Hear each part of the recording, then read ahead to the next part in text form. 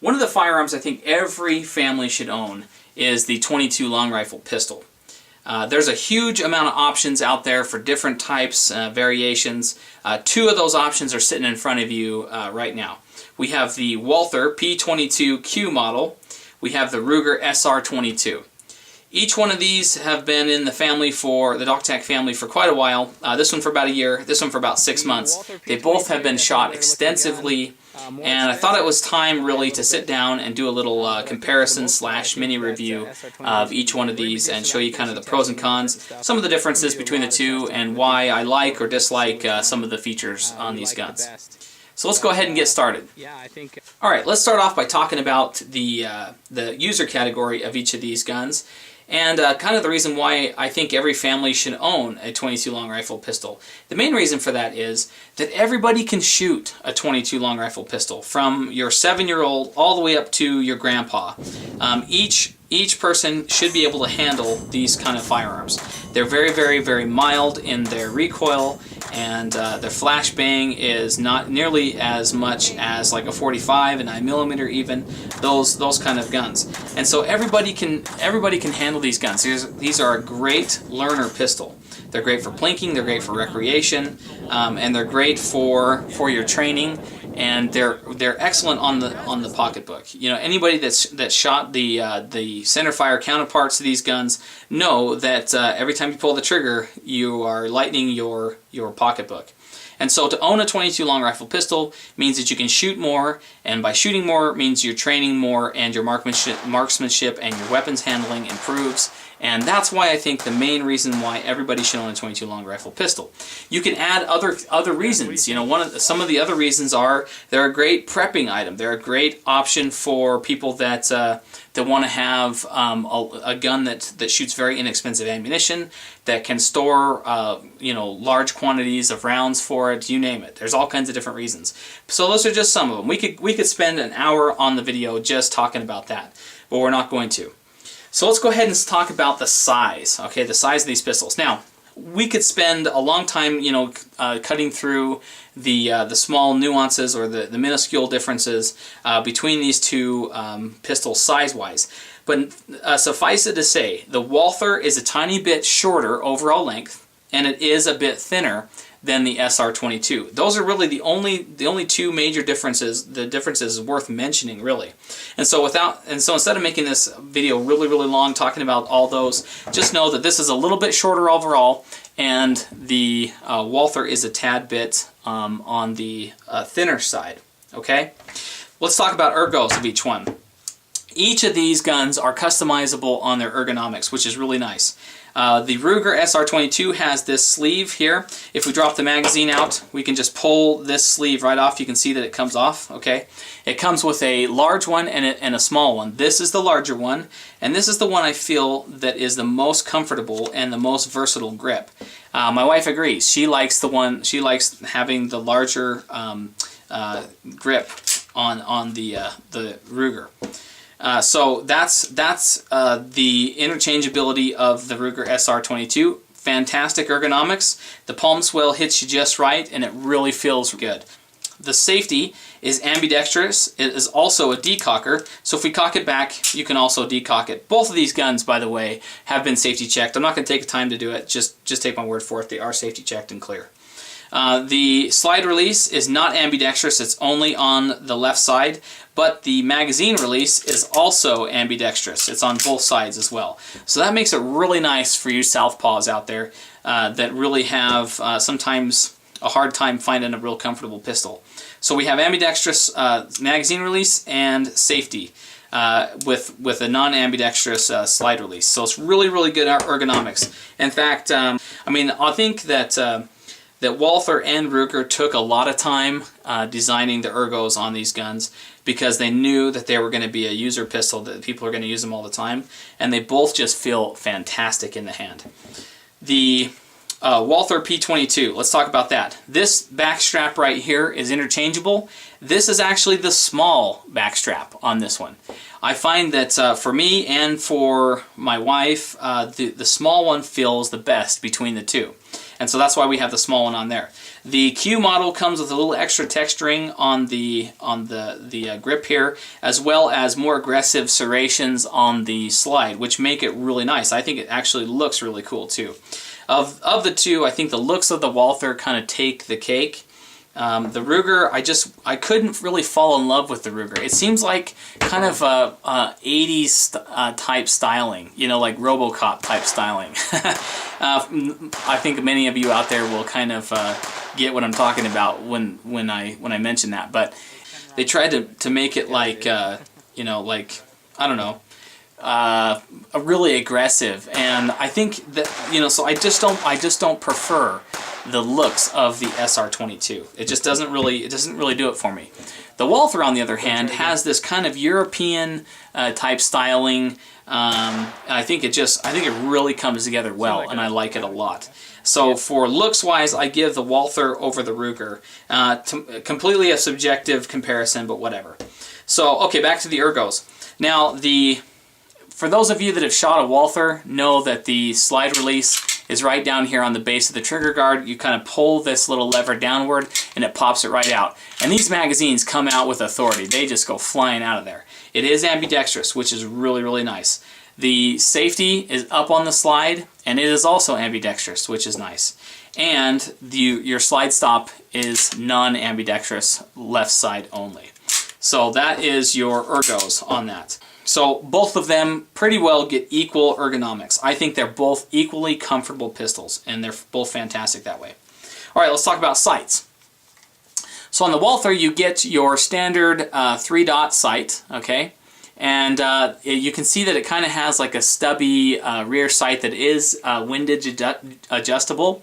The front sight can be replaced, okay, and it can be replaced to increase and decrease your elevation. So that's where your elevation adjustment comes in. I do not like the sights on the Walther. They tend to really feel cheap to me, and I've had problems with the front sights on popping off on the Walther P22. So I'm not a big fan of the Walther sights, but they do afford a really nice you know, sight picture. So in actual shooting comfort, they are actually really, really excellent sights. So those are the sights on the Walther P22. Now, the sights on the Ruger, okay, are much better in my opinion. They have a little bit better and brighter sight picture. They're kind of almost a Novak style sight. They are adjustable for windage and elevation in the rear sight themselves. It's made in what I think a tougher plastics. They are plastic as well, but they just feel a little bit tougher. I've actually damaged the plastic on the Walther. I just don't feel like they're as tough a sight. And the front sight, you could also drift the front sight as well for additional windage, because it is dovetailed in, and it is also plastic. So I think sights-wise, I think I give it over to the Ruger as having better sights. Let me show you that sight picture one more time. Standard 3-dot, but I think they're a little bit more precise and more precision. And I found that my groups with the Ruger were a little bit smaller, and I really attribute that to the better sight picture that you get on the Ruger. So, but that being said, the Walther P22 sights, sight picture-wise, are just fine. I just don't like the construction of the Walther as much. All right, so that takes us to trigger. So let's talk about them. They're both double action, single action pistols, so there's no difference between that. And you can dry fire both of them, okay? So no problem at all. Just make sure that when you're dry firing the Walther that you have the safety switched on, because that does block the hammer from coming down on the firing pin. So they are both really heavy double action trigger pulls. So you can see here that it's a little easy in the beginning, but then it gets a little bit hard right here. That's when the trigger starts to firm up, and then it's another bit of a pull until it releases. It's actually a very smooth trigger. On the Walther, you have very little grit, actually no grit really to speak of. And I think that it's actually pretty, besides being very heavy, I think it's a very, very nice trigger pull. It's almost got a two-stage, so like I said, it's easy to pull in the beginning, and then it kind of firms up right there, and then you have the additional pull and you drop the hammer. All right. Now the single action trigger pull is real good. Okay, you're looking at maybe about a 4-pound single action trigger pull with no uptake and no creep. It is really nice trigger pull on that one. It has a tendency to be a little bit heavy, between about 4 and 5 pounds is what I would say. So about 4.5 pound trigger pull on that one. Now the Ruger, okay, has take it off the safety. It has a more gritty trigger pull, okay? In its double action, you can just feel a little bit of grit going on. It also has like almost a 2-stage trigger. So you have a light pull and then it kind of stops right there, okay? And then you have to pull it the rest of the way. So the triggers are very similar between the two. I would say though that the Ruger double action trigger pull is definitely more gritty. Okay, there's definitely a little bit of grit. Now this gun has not had as many rounds through the Walther, so I don't know if that's due mainly to the amount of rounds that this has had through it. But I definitely think this is a grittier trigger. The single action has a tiny bit of uptake, and then it has a really nice, clean, crisp release. Now I think the Ruger has a better single action trigger pull than the Walther. Okay, you bring it back.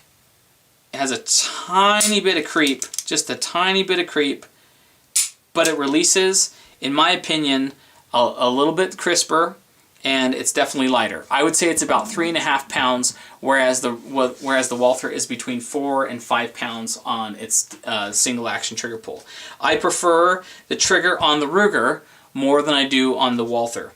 I do prefer the Walther double action trigger pull over the Ruger single action trigger pull, or double action trigger pull.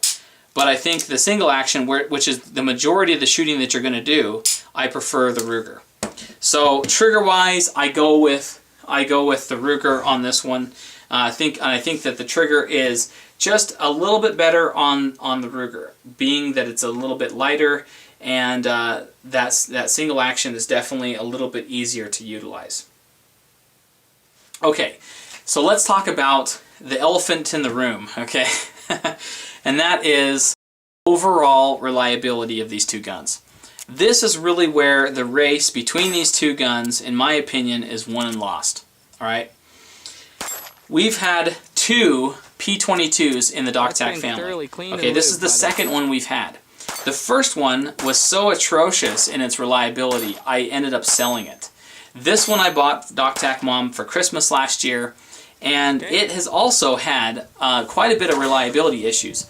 Now, the reliability of this gun, when it's clean, okay, now it's a lot better than when we first bought it. After putting about 500 rounds through it, or maybe even a little bit more, between 5 and maybe 1,000 rounds, this gun has really smoothed out a lot. And it has been running a lot better with your cheaper ammunition. Now, when you run CCI mini-mags, for the most part, this gun shoots really well and very reliably. So, for the most part, it's become a much more reliable pistol. It does still have some hiccups occasionally. You cannot limp wrist this gun at all when shooting cheaper ammo. So you absolutely have to be firm on that gun when you're shooting cheaper ammo now, even now. And so reliability-wise, you know, the P22 does not have a really good track record with me. Okay, now enter the Ruger SR22. I bought this gun for a screaming deal, and it had 50 rounds through it. Okay, I bought it from a friend of mine. He'd put 50 rounds through it. Decided he wanted to do something completely different, and sold it to me for a really good deal. I had about 200 rounds through this gun before I even had one single malfunction, and it was with Walmart Champion Federal Champion. For the most part, this gun, when clean, runs much more reliably. So if I have maybe, I don't know, let's say I have 10 misfires or 10 failure to feeds, failure to ejects, whatever, in the Walther out of 100. I probably have maybe 1 in 100 with the Ruger. So I'm thinking it's a 10-to-1 reliability rating. I think that the Ruger is much more reliable. I would really like you guys to weigh in. If you guys have shot both of these guns, or if you have one, tell us kind of what your reliability rate is. But I think that the Ruger, for me, between these two, in my experience, hands down, the Ruger is much, much, much more reliable than the Walther P22. And I think that if I had to go just on reliability alone, the Ruger definitely takes the cake. Okay, so that's enough really about reliability. If you guys want me to talk more about them, I've got a video up right now shooting the original Walther that I owned, and you can kind of go and check that video out if you'd like. This probably doesn't, like I said, this one has become much more reliable since we've put quite a few rounds through it, but it's definitely not as reliable as the Ruger was straight out of the box, for sure. All right, so let's talk about cost. Here we go. Second mag. Both of these pistols are within about $15, $20 of each other cost-wise for the base model of the Walther P22. If you're going to get the Walther P22 in just black, you're going to probably run within $15 of each other. I think the Ruger is slightly cheaper, okay, than the Walther P22. From all the pricing I've been able to do, I can find this for about $220, and I find this one for about about $320 rather, and this one for about $300. So this one usually runs about $15 to $20 cheaper in my own research. This one, on the other hand, I bought my wife. It's the flat dark earth, and everywhere I've seen the flat dark earth, they run about $50 more expensive. So it just kind of depends on this one, but this one ran me $50 more expensive than any of the other models. I got this when the flat dark earth first came out, and so the gun shops like to raise the prices a little bit. But for me, I think the coolness factor was worth a little bit of extra cash. So, but for the base model of the P22, you're looking at pretty close to the same price. So I'm going to pretty much call it a draw on the price wise. These are the magazines. Do buy newer Walther mags if you're going to buy, if you're going to buy like extra magazines for the gun. Definitely buy newer Walther mags, because the older ones had a little bit of variation, I think, on the feed lips, and they tend to be more reliable the newer they are. They're both 10 rounds, 10 plus 1, and that's pretty much all I got to say about it. Not bad at all. I do think that the Walther is a little bit easier to load, but it's pretty much splitting hairs with the two. Okay. One of the things also to consider when it comes to value of the gun, okay, besides just cost, is that we had to actually purchase a second magazine with the Walther P22 because it only came with one. And so that was an additional $30 in the purchase price. So keep that in mind when you're talking value, guys, that the SR22 came with 2 mags. So that, to me, is huge. So really, essentially, you're looking at a $30 price difference between the two. If not just a tad bit more. So that for sure is something to consider. Overall, guys, what I think about these two pistols, I think that when it comes right down to it, between the two, if I had to just choose one, okay, I know you guys want to know. I know you guys are dying to know. If I just had to choose one, I would say the Ruger SR22 is your better value and your better gun. I like the looks of the Walther better. I think the ergonomics between the two are pretty much a solid draw. I think that the trigger overall, I think, is a little bit better on the SR22. The sights are a little bit better on the SR22. Size-wise, the Walther is a tad bit better, small-wise. Some people might not like that. They actually might like the larger grip or larger grip circumference with the Ruger. But for me, the size of the Walther is a really good size. Overall, guys, they are both fantastic firearms. Minus a little bit of reliability issues that I've had with the Walthers, I do really recommend them. I think that they're a great plinking gun. If I was choosing between the two as a carry gun, okay, as a concealed carry pistol for self-defense, I would definitely choose the Ruger SR22, no questions asked. All right, because of the track record I have with the Walther, I think that the reliability is much greater with the SR22. Anyway, guys, that's been just a quick little nitty-gritty comparison / review of the Ruger SR22 and the Walther P22. Both are really great guns, guys. I definitely think that they either one of them would serve you well. I do tip my hat a little bit to the Ruger SR22.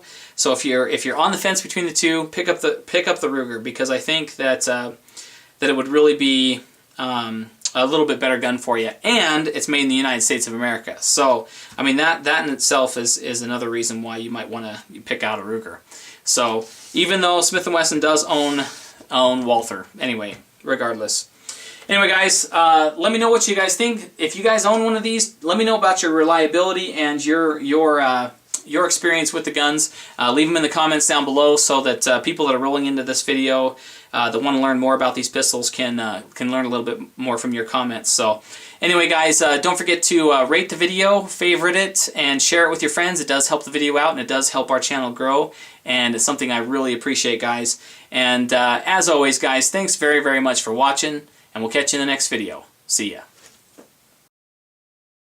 But this one is what I would want to have between the three if I had to take it. So that's the Glock 17. So now we have the Glock 19.